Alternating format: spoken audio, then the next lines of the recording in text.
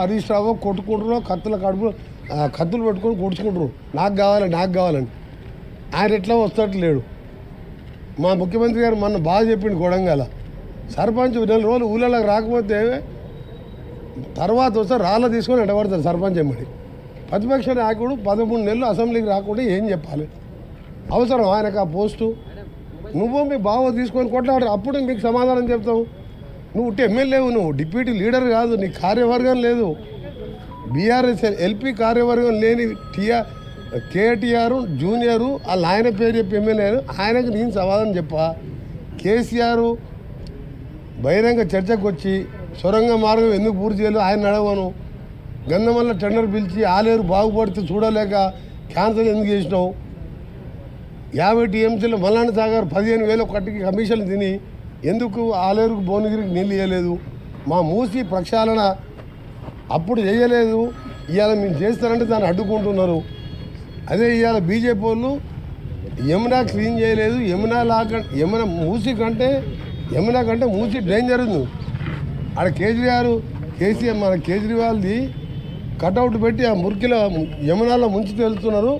BJP వాళ్ళు మేనిఫెస్టోలో పెట్టిండ్రు, రేపు భద్రం మా గవర్నమెంట్ రాగానే యమునాని క్లీన్ చేస్తామని. ఇక్కడనేమో మూసిని క్లీన్ చేస్తామంటే కిషన్ రెడ్డి, బండి సంజయ్ వీళ్ళందరూ ఏసీ రూములు తీసుకొని ఆ మూసి కాలు వెంబడి ఏసీలు పెట్టుకొని అలా వండుకుంటారు. మేమేం మూసి చేసుకోవద్దు. యమునాలో మాత్రం మేనిఫెస్టోలో మూసి క్లీన్ చేస్తామని పెడతారు.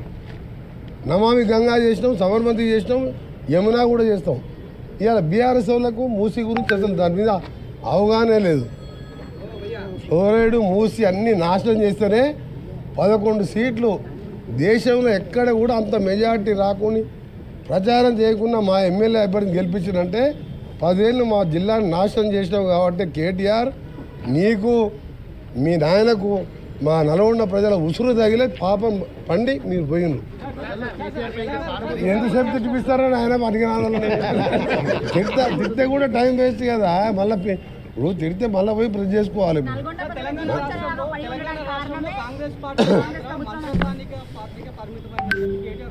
మళ్ళీ కేటీఆర్ తప్ప కూడా పిల్లగాని గురించి ఎందుకు మాట్లాడతారా? నేను ఎప్పుడు 3వ ఎమ్మెల్యే అయినప్పుడు రాజకీయాలకు వచ్చిండు, దాని గురించి నేను మాట్లాడాలా? మీరు ఆలోచన పెట్టండి. కేసీఆర్ నేను ఫ్లోరైడ్ కోసం 12 రోజులు చచ్చిపోతూ అంటుంటే జయశంకర్ ఉన్న వీడియోస్ ఉన్నాయి. వరంగల్కి వెళ్ళి బస్సులు వచ్చి జయశంకర్ నా దగ్గర కూర్చున్నాడు. నువ్వు ఒక్క ఎమ్మెల్యేనే నల్గొండ కోసం ఎమ్మెల్యే పదవి ఉండి ఇవాళ ప్రాణాలు తెగించేస్తామని బస్సులు వచ్చేది. అప్పుడు ఈయన డిప్యూటీ స్పీకర్గా బుల్లెట్ ప్రూఫ్ కార్లో తిరుగుతున్నాడు. తారనాకర్ అధికార బంగ్లాలు ఉన్నాడు. కేసీఆర్ కూడా నా నైతిక హక్కు లేదు నా మీద మాట్లాడతానికి. ఈ బచ్చాయంత అప్పుడు అమెరికాలో నౌకరు చేసుకుంటుండు. రామలింగరాజు కొడుకెమ్మడి తిరుగుతుండు అమెరికాలో. ఆయన గురించి గడుకోసారి కేటీఆర్ ఏముంది? ఆ కేటీఆర్ దగ్గర ఫార్ములా రేస్ ఉంది, 1,00,000 కోట్లు ఆస్తుంది.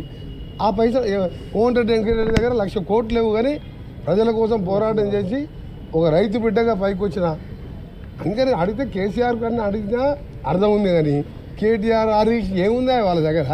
దోసుకున్న సొమ్ము ఉంది, ఆందోళనని బెదిరించి వసూలు చేసుకున్న సొమ్ము ఉంది.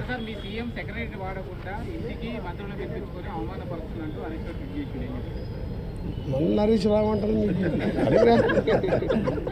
దానికి డిప్యూటీ లీడర్ ఉంటాడు. బీఆర్ఎస్ ఎల్పీను టీఆర్ఎస్ ఎల్పీను 6 ఎమ్మెల్యేలు ఉన్న మా సిఎల్పి నాయకుడు బట్టి విక్రమార్క గారు పాదయాత్ర చేసి 6తోనే అసెంబ్లీలో ఒంటరి పోరాటం చేసి ప్రతి సమస్యని ప్రజలకు తెలియజేసిండు, ప్రభుత్వం దృష్టికి తీసుకొచ్చిండు. 30 మంది ఉండి సరే 10 మంది అంటే ఇలా దోపిడీ తెలిసి వెళ్ళిపోయిన వాళ్ళు 30 మంది ఉండి కూడా నువ్వు అసెంబ్లీ రాకుండా కేసీఆర్ గురించి ప్రశ్నించకుండా మీరు ఒక్కటే అడుగుతున్నా. మీకు కేసీఆర్ ఈసారన్నా వస్తావా రావా, లేకపోతే రాజీనామా చేసి కొడుకు అల్లుడో ఎవరికో అప్పచెప్పు. అప్పటిదాకా ఈ పిల్లల పేరు తీసుకోవద్దని మీ ప్రెస్ వాళ్ళకి చెప్తున్నాను. నేను నన్ను ఎంతనే తిట్టుకోరు. మీరు మామ చాడు అల్లుడు, కొడుకు తండ్రి చాడు కొడుకు. మీరు నాలాంటి మాస్ లీడర్ కాదు. మీరు తెలంగాణ కోసం త్యాగాలు చేయలే. మీరు ఏమైనా కలెక్షన్లు చేసుకుని బై ఎలక్షన్లు చేసుకుంది తప్ప. అందుకని నేను వాళ్ళ కోసం కాదు వచ్చింది గాంధీ భవన్కు. మా పార్టీకి ప్రజలు వస్తే వాళ్ళని కలవాలని మా పార్టీ అధ్యక్షుని ఆదేశం మేరకు రావడం జరిగింది. తిట్టాలంటే చాలా టైం ఉంది. నిన్న నన్ను వాడు వీడు చాలా అన్నాడు. నాకంటే వయసులో చిన్న అయినా కానీ అమెరికాలో చదువుకున్నాడు, గదే నేర్చుకొచ్చుకుని మర్యాద. నేను తిట్టాలంటే తిట్టిననుకో తలకాయ బలికి చచ్చిపోతురాలు. నేను తిట్టదలుచుకోలే. ఎందుకంటే వేస్ట్ ఫెలోస్ గురించి ఏం తిట్టాలి? దీపం పాపం మూతపడే దుకాణం అది, సగం దుకాణం పడ్డది. 9 అసెంబ్లీ పార్లమెంట్లో 3వ స్థానం, 7 డిపాజిట్ పోయింది. 10 సంవత్సరాల అధికారం ఉండి లల్లు ప్రసాద్ పార్టీ నయం ఇంకటే. లల్లు ప్రసాద్ జైల్లో ఉన్న కొడుకు 30 ఏళ్ళ పిల్లగాడు ఇవాళ ఎన్ని ఎంపీలు గెలిచిండు, ఎన్ని ఎమ్మెల్యేలు గెలిచిండు. జైలు పోకుండా బయట ఉన్న కేసీఆర్ ఒక్క పార్లమెంట్ గెలవలే, 16 గుండు చిన్న 7 డిపాజిట్ పోయింది. ఇంకా నీ పార్టీ అతను నేను ఆ ప్లేస్లో ఉంటే ఎప్పుడో ఆ పార్టీని మూసేసుకొని ఎగ్జామ్ చేసుకునేవాడిని పోయి. సరే, నేను గంభీరంగా మౌనంగా చూస్తున్నా. నేను కొడితే వట్టి కొట్టు నాకు అలవాట్లేదు కదా. చూద్దాము.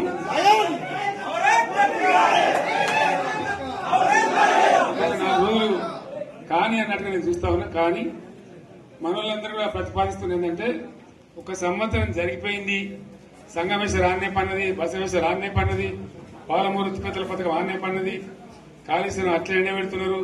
ఇవన్నీ అన్యాయాలనే. కాబట్టి ఫిబ్రవరి నెలాఖరులో ఒక పెద్ద బహిరంగ సభ పెట్టాలి, మీరు కథ చూడాలి అని జరుగుతూ ఉంది. కాబట్టి మీరు కూడా పెద్ద ఎత్తున దయచేసి ఆ సభకు కదిలి రావాలి, చాలా దూరమే ఉండదు. ఆ రకంగా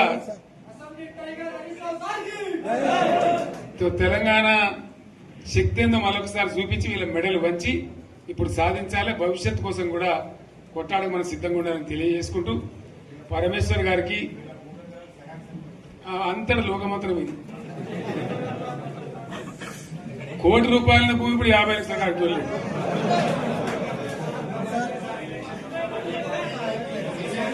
ఈ ఒక్కని బాధ ఒక ఆయన వచ్చింది, మన ఒక ఆయన ఒక 10 మంది వచ్చారు హైదరాబాద్కి. అందులోకి 2 ముస్లిం సోదరులు వచ్చారు. साहब सोब तबाह हो गया, इफलासी मुफलसी बच्चे क्या दबे हो गए. तुम्हारा क्या हुआ बहन, तुम्हारा क्या हुआ, तुम हैदराबाद में तुम लोग हैं. मेरा कारोबार है साहब, मेरा छोटा मोटा कारोबार है, होटल भी है, 70% गिर गया. हर कोई पूछ रहे, हर कोई केसीआर को याद कर रहे सामान. వాళ్ళు మాట్లాడుతున్నారు. ఎక్కడ ప్రతి ఒక్కరు భూముల ధరలు పోయినాయి, మన్ను పోయినాయి, మసాలా అన్ని పోయినాయి. ఇంత మంచిగా 4 ఎకరాల రైతు నేను 4 కోట్ల ఆసాగా అనుకుంటుండే. అంత ధీమా ఉంది, ఎంత బాగుండే. హైదరాబాద్ నుంచి అడిగితే కూడా వచ్చి మనం ఇవ్వకపోదాం భూములు, డిమాండ్ పెరగానని. అంత బ్రహ్మాండంగా మారుమూల ప్రాంతంలో కూడా 40 లక్షలు 50 లక్షలు ఎకరానికి ఉండే. అటువంటిది సగానికి సగం పడిపోయి మొత్తం నాశనం చేసింది. వీళ్ళు ఇట్లే వదిలిపెడితే ఇంకింత నాశనం అవుతుంది. కాబట్టి మనం కొట్లాడాల్సిందే. నేను ఇంకొక మాట మీకు చెప్తా. ఎలక్షన్లలో నేను మస్తుగా చూసిన 50 ఏళ్లలో పార్టీలు గెలితే ఓడతాయి.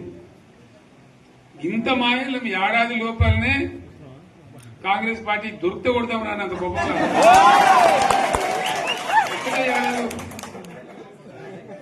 ఇంకా వాళ్ళ బొంద తెలివికి నిన్న వారి పార్టీ మంది పెట్టలు అదేందో పోలింగ్ పెట్టిన వాడు చూసారా మీరు? ఆ పోలింగ్ పెడితే 70% మనకు వచ్చింది, 30% మనకు. వాడు పెట్టింది, మనం పెట్టింది కాదు. 75 ఇది పరిస్థితి. అదే నేను ఏమంటున్నా అంటే, ఫామ్ హౌస్ అంటే ఏముంటది, వారి ఉంటది, మక్కు ఉంటది, అల్లం ఉంటది. కాంగ్రెస్ వాళ్ళు ఎంత మనిషి చేస్తే పారబడి తవ్వచ్చు కూడా లంగత. దీన్ని ఫామ్ హౌస్ అని మనం బదనాం చేసి అంతే కదా. నేను ఏమంటున్నా అంటే, అన్ని మబ్బులు వీడిపోయినట్టు ప్రజలకు అన్ని తెలిసిపోతున్నాయి. మంచి ఏంది, చెడ్డ ఏంది, ఏం జరిగింది అన్ని ఇంకా ఘోరమైందని చెప్తున్నా. వీళ్ళ తెలివితక్కువతనానికి ఏమైంది? నిన్న మొన్న రిపోర్ట్ వచ్చింది. Comptroller and auditor general of India అని కాగ్ అంటారు దాన్ని. కాగ్ రిపోర్ట్ వచ్చింది. పోయిన సంవత్సరం మన గవర్నమెంట్ లో వచ్చిన ఆదాయం కంటే 13,000 కోట్ల రూపాయల ఆదాయం తగ్గిపోయింది. ఇంకా మార్చి పోయే వరకల్లా ఇంకో 3-4 కోట్ల అవుతుంది. అంటే 15,000 కోట్ల ఆదాయం పోతుంది.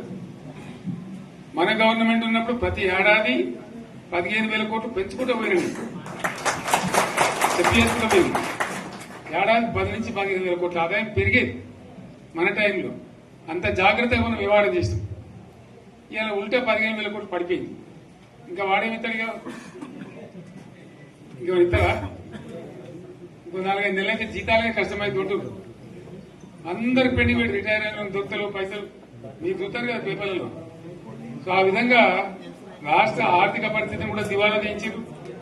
వాళ్ళతోనేం కాదు, 100కు 100% ఇప్పటికే ప్రజలు నిర్ణయానికి వచ్చిండ్రు.